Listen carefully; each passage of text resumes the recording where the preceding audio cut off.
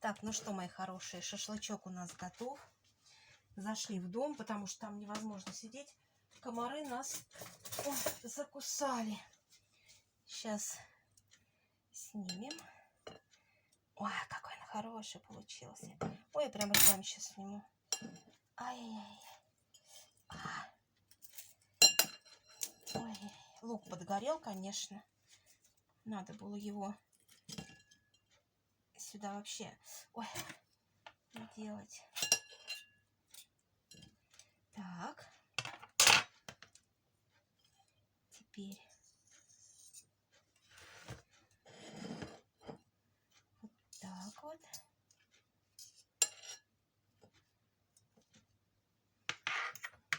Торчик свалился.